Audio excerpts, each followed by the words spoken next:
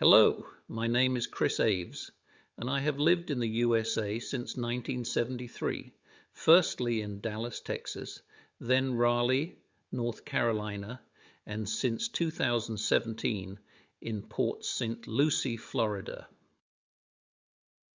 I would like to introduce you to my hometown of Chichester in the county of West Sussex, England. I was actually born 7 miles down the road in Bognor. However, my parents moved to Chichester before my first birthday. Chichester is a historic cathedral city located on the coastal plain near the South Downs National Park and Chichester Harbour. It is the county town of West Sussex and boasts a rich history dating back to Roman times, with its city centre still preserving the original Roman street plan marked by the iconic Market Cross.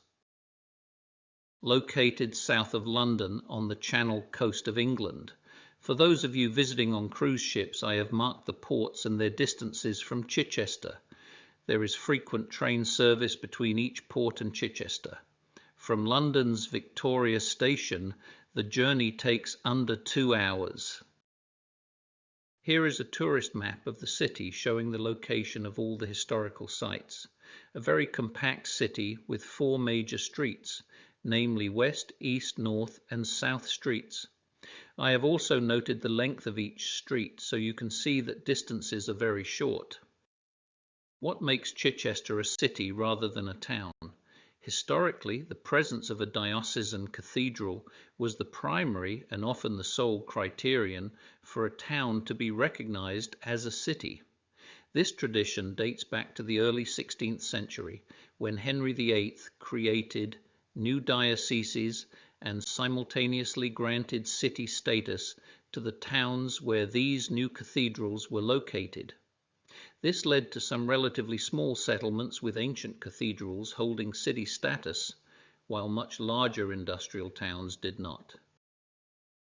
The Chichester Cathedral, formerly known as the Cathedral Church of the Holy Trinity, stands as a prominent landmark boasting a rich history that spans over 900 years. Founded as a cathedral in 1075 when the bishop's seat was relocated from Selsey, it is the seat of the Anglican Bishop of Chichester and a vital center of worship, culture, and community. The cathedral's architecture is a captivating blend of Norman and Gothic styles, reflecting the various periods of construction and modification it has undergone. Stepping inside, visitors are greeted by a wealth of historical and artistic treasures.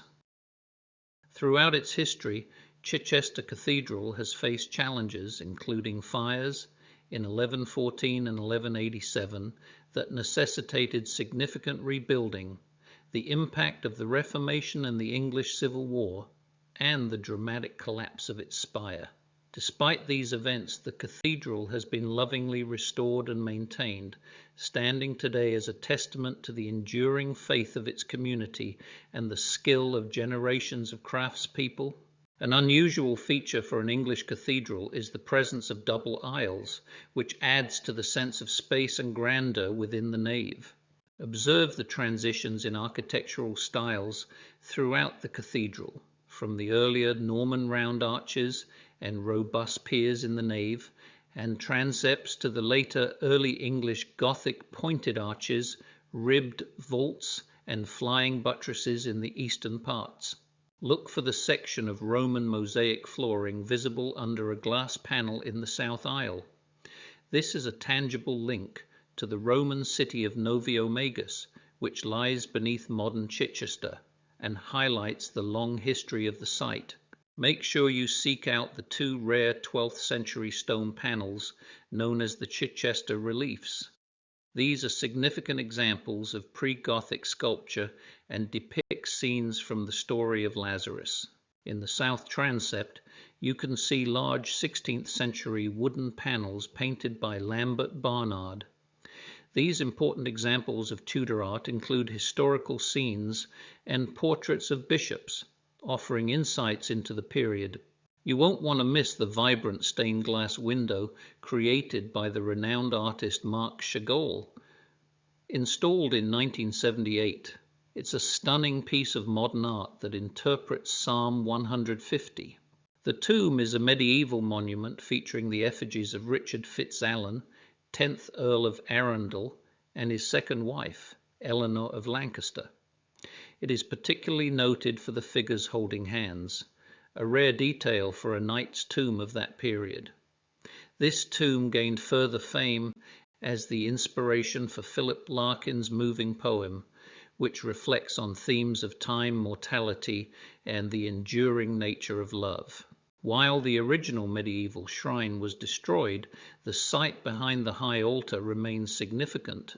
St. Richard of Which was a much venerated Bishop of Chichester, and the location of his shrine was a major pilgrimage destination in the Middle Ages. A bone thought to belong to him is now buried beneath the altar, marked by a candle. The current spire is a 19th century reconstruction after the original medieval spire collapsed in 1861. Its history is a dramatic tale of structural challenges. Take a walk through the peaceful cloisters on the south side of the cathedral. If you exit at St. Richard's Walk, you will end up in Cannon Lane, which is the entrance to the Bishop's Palace Garden. Tucked away serenely between the southern fringe of the cathedral and the city walls, one discovers the exquisite Bishop's Palace Gardens, a meticulously tended public park overseen by the city.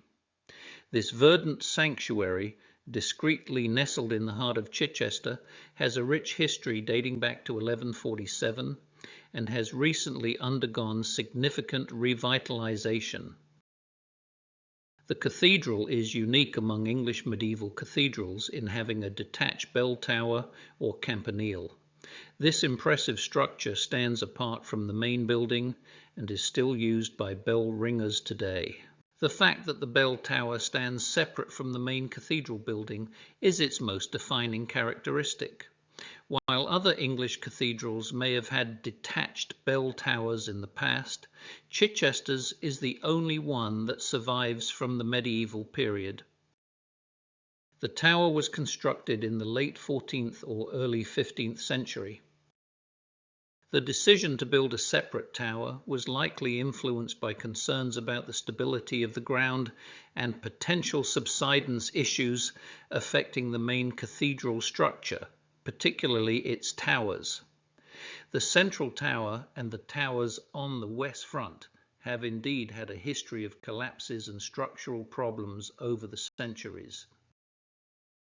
The Market Cross in Chichester is a striking and historically significant landmark located at the intersection of the city's four main streets. This elaborate perpendicular Gothic structure is considered one of the finest surviving medieval market crosses in England. Its history dates back to the late 15th century, with the current stone cross believed to have been built between 1477 and 1503 under the direction of Bishop Edward Story. It replaced an earlier wooden cross that had stood on the same site since the mid-14th century. Bishop Story's intention was to provide a sheltered place for merchants, particularly the poorer ones, to sell their goods without having to pay a toll. He even left funds in his will for its ongoing maintenance. The Market Cross is an octagonal structure constructed primarily of cornerstone. It features a central column from which ribbed vaulting springs to form the roof, supported externally by flying buttresses. Over the centuries, the cross has seen various additions and alterations. In 1724, clocks were added to three sides, with a fourth clock installed in 1746 by the second Duke of Richmond. A bronze bust of King Charles I, sculpted by Hubert Le Sueur, was placed in a niche in the 1660s to commemorate the city's loyalty during the Civil War. The Market Cross served as the central hub for trade in Chichester for over 300 years. However, as the city grew, a larger market house was built in North Street in the early 19th century, and the cross ceased to be the primary marketplace. It narrowly avoided demolition at this time when local residents intervened to widen the surrounding streets instead. The city boasts a significant Roman heritage, having been founded as a Roman settlement in the 1st century AD. Known to the Romans as Noviomagus Reginorum, it served as the capital of the Civitas Reginorum. The city's present-day layout remarkably preserves the original Roman street plan, with the 4 main streets radiating from the Market Cross at the center, following the lines of the ancient Roman roads. The Roman presence in Chichester began with the establishment of a military supply base shortly after the Roman invasion in AD 43. This later developed into a civilian town. Evidence of its Roman importance is still visible today.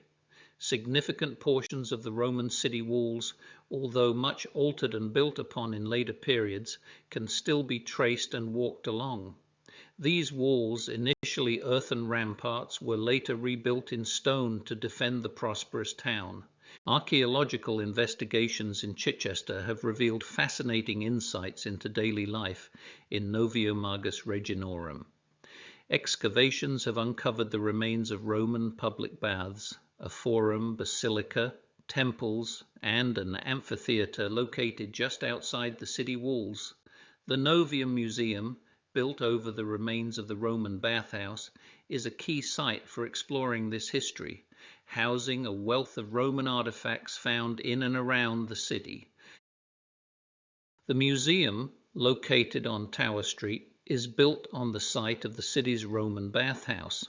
Its name, Duc, the Novium, is derived from Noviomagus Reginorum, the Roman name for Chichester, reflecting its deep connection to the area's Roman past. Opened in 2012, it is specifically constructed over the archaeological remains of the Roman baths, which are a key feature of the ground floor gallery, allowing visitors to see these ancient structures in situ. The museum tells the rich and varied story of the Chichester district, covering over 500,000 years of history from prehistoric times through the Roman era and beyond to modern day. Its extensive collection comprises over 500,000 artifacts, including significant archaeological finds, social history items, and geological specimens. The start of the 1974 excavation in Chichester's Tower Street that resulted in the discovery of a Roman public bathhouse. The bathhouse was ultimately opened for public display in the Novium Museum.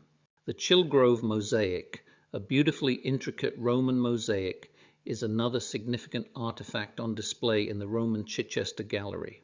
The museum is home to the fascinating remains and artifacts associated with the mystery warrior, also known as the North-Bursted Man, believed to be a wealthy and important European, possibly a Gallic fighter who fled Julius Caesar's army around 50 BC. The Pallant House Gallery, located on North Pallant, is a highly acclaimed art museum renowned for its outstanding collection of modern British art. It offers a unique visitor experience through its setting within a Grade 1 listed Queen Anne townhouse, seamlessly integrated with a striking contemporary wing. The gallery's origins are rooted in the generous bequest of artworks by Walter Hussey, Dean of Chichester Cathedral, in 1977. This initial collection included significant pieces by prominent British artists such as Barbara Hepworth, Henry Moore, John Piper, and Graham Sutherland. The architectural design of the gallery is a key aspect of its identity.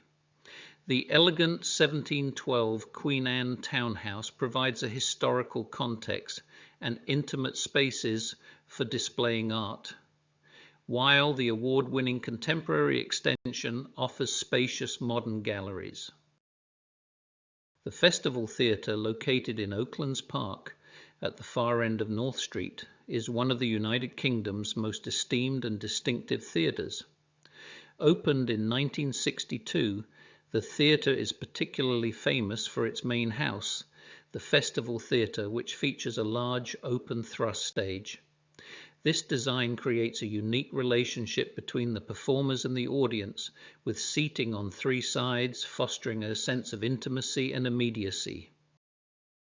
The Festival Theatre holds a significant place in British theatre history. Its first artistic director was none other than Sir Laurence Olivier, and it was at Chichester that the initial company of the National Theatre was assembled before its permanent London home was ready. Productions originating at Chichester in those early years would transfer to the Old Vic in London. Its annual festival season, typically running from April to October, attracts acclaimed directors, actors, and creative teams, drawing audiences from across the UK and internationally. Many of its successful productions subsequently transfer to London's West End or embark on national and international tours, cementing the theatre's influence in the wider theatre landscape. Situated in the northeast quadrant of the city centre, Priory Park offers a blend of historical interest, recreational facilities, and green space. The park was once owned by the Duke of Richmond and was presented to the city of Chichester in 1918 as a war memorial and a space for public recreation. Situated in the northeast quadrant of the city centre, it offers a blend of historical interest, recreational facilities, and green space. The park was once owned by the Duke of Richmond and was presented to the city of Chichester in 1918 as a war memorial and a space for public recreation. The Guildhall, pictured here, is a building dating back to 1282. The Guildhall was originally the chancel of a Franciscan friary. It has a rich history, having served as a courthouse and now used for events, exhibitions, and as a wedding venue. Recent ground-penetrating radar surveys have revealed the remains of Roman townhouses, including a hot room and baths underneath the park. The Ship Canal Basin is situated in the south of the city, past the train station, basically an extension of South Street. Construction of the canal began in 1818 as a spur from the larger Arundel to Portsmouth Canal. It was officially opened in 1822. However, with the rise of the railways in the mid-19th century, the canal's commercial importance declined. Sections of the canal were abandoned in stages, and it was formally abandoned by an Act of Parliament in 1956. Despite this, the northern section remained in use for pleasure traffic for some time. Today, the Chichester Canal is no longer a commercial waterway, but has been transformed into a tranquil haven for recreation and wildlife. It is owned by West Sussex County Council and managed by the Chichester Ship Canal Trust, which was formed in 1977 to help restore and preserve the canal for public enjoyment. The Canal Trust operates regular boat trips along the canal, offering a relaxing way to experience the waterway and its surroundings. Less than 2 miles from the city centre lies the remarkable Fishbourne Roman Palace, the largest Roman residence found in Britain. This lavish palace, with its extensive mosaic floors and recreated Roman gardens, offers a vivid picture of the wealth and sophistication present in the area during the Roman period and highlights Chichester's importance within the Roman province. Discovered in 1960, the palace is believed to have been built around 75 AD, remarkably soon after the Roman invasion of Britain. Its sheer size, comparable to imperial palaces in Italy, suggests it was a residence of immense importance, likely belonging to a key figure in Roman Britain. The most widely accepted theory is that it was the home of Tiberius Claudius Cogidubnus, a local Celtic king who maintained loyalty to Rome and was granted considerable territory and status. During the 1960s, our family lived on Fishbourne Road, which was the extension of West Street out of the city. The map displayed here are the way roads were during my childhood. With subsequent development of infrastructure, the house I grew up in no longer exists, and the streets all have different traffic patterns. That said, back in the 60s is when they found the Roman palace. The pivotal moment came when a contractor was digging a trench to lay a water main across a field in the village of Fishbourne. As the excavation work progressed, the workers encountered substantial masonry and other ancient-looking rubble. Recognizing that these were not typical ground materials, the find was reported to local archaeological authorities. Speculation was that many of the houses surrounding the palace would have been built on Roman ruins. 4 miles from Chichester is the village of Bosham, a picturesque coastal village. Situated on a peninsula projecting into the natural harbour, Bosham is known for its beautiful harbour, rich history, and charming village atmosphere. Holy Trinity Church is a key historical attraction, with parts of the building dating back to Saxon times, possibly built on the site of a Roman basilica. Its architecture reflects centuries of history, and its mention in the Bayeux Tapestry underscores its importance in the 11th century. The church is also famously depicted in the Bayeux Tapestry, showing Harold Godwinson, later King Harold II, on his way to Normandy, praying in Bosham Church before his fateful meeting with William of Normandy. This strong association with Earl Godwin, Harold's father and a powerful figure, and with Harold himself, has led to speculation that Harold might even be buried in the Holy Trinity Church. Excavations in the church have revealed ancient burials, including one speculated to be a daughter of King Canute, and another a man who some believe could be Harold. Bosham's life has long been intertwined with the sea. Historically a fishing village, it was also an important medieval port. Its location on Chichester Harbour makes it a popular spot for sailing and other water activities today. The tidal nature of the harbour is a defining characteristic of the village, with the sea famously covering the low-lying road and some parking areas near the quay at high tide, a phenomenon often photographed and noted by visitors. I have only included places in this presentation that were in the city or very close by. For those visiting by car, there are many more places of interest, and of course the seaside at the Witterings and Bognor Regis. The picture here is of Arundel Castle, some 10 miles away from Chichester. Thank you for watching, and please press the like button below if you enjoyed this presentation. The like button is that little thumbs up symbol. We are planning to add more presentations covering a wide variety of travel, science, history, and other enriching subjects, so please subscribe to our channel by pressing the subscribe button below. If you have any comments, questions, or suggestions, please feel free to make them, and we will do our best to respond. Again, thanks for watching, and please do subscribe.